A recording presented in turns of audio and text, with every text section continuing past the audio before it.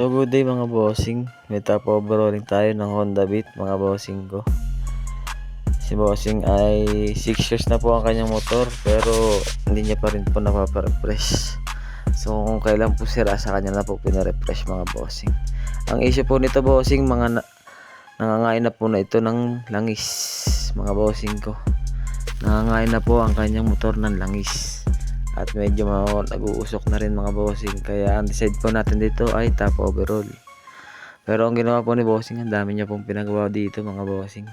Pina-PMS na rin niya po sa atin, diretso PMS pagkatapos si top overhaul mga bossing ko. Dito mga bossing, kinakalas natin ang head tsaka block. So hindi na po namin napakita yung footboard tsaka yung pang ilalim, kinalas din po namin kasi hindi niyo po mabubunot ang head nang hindi niyo po kakalasin yan mga bossing. So ayan, yan po ang kanyang piston mga bossing.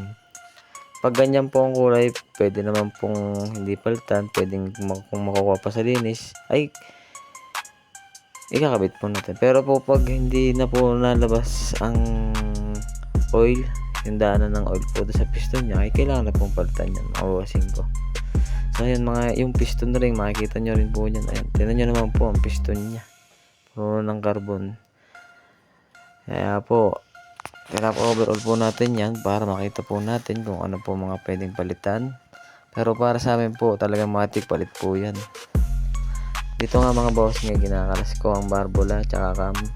Dito kailangan natin na-check kung may tama o wala ang kanyang cam para mapabili po natin mga bossing ko.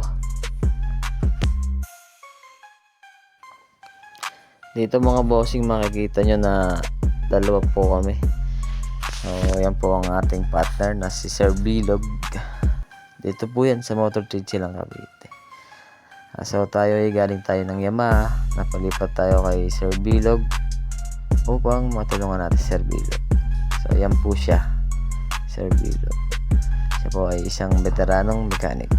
At ito naman po mga bossing, bali nga pala yung piston mga bossing, dahil puno ng carbon, ibinabad natin sa ultrasonic. May ultrasonic din po tayo dito mga bossing ko. Kung sakali man po ay hindi malinis yan, ay napaka-imposible naman po niyan.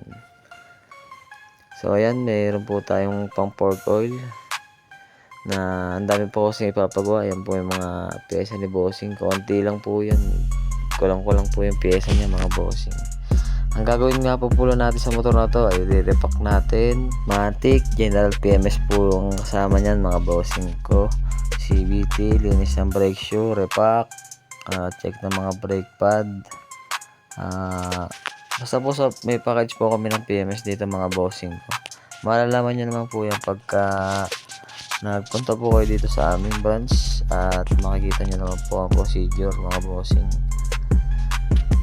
Dito naman mga bossing, wala na talagang pag-asa ang kanyang piston mga bossing ko. Hindi talaga makuha ng ultrasonic na mga bossing dahil sobrang tagal na rin na may tama ang kanyang piston mga bossing. Dahil dyan, nakapag-decide na po kami dyan na pabili siya ng bagong piston. Ngunit wala po siyang mabili ng original, so ito na lang daw po muna ang ikakabit niya. Pero sinabi naman po namin sa kanya kung ano mga possible o itatagal itong kanyang pyesa, at okay lang naman daw po kay customer.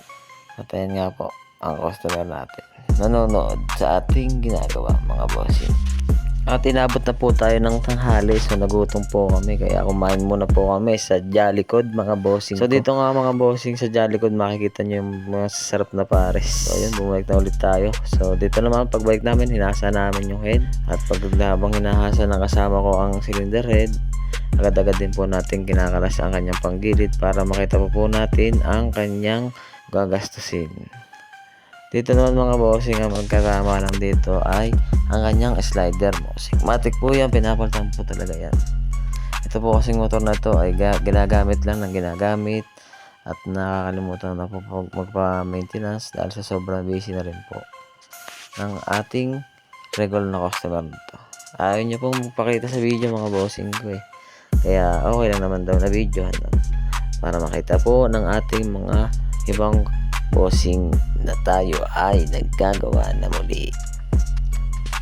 Hindi na po namin napakita ang ibang video mga bossing, isang mabilisan. Mahirap po kasi mag video habang gumagawa, pero sana magustuhan nyo po. At ayan po ang ating customer. So, okay naman daw po ang kanyang motor. So, yun. Shoutout sa iyo, bossing. Maraming salamat sa tiwala. God bless.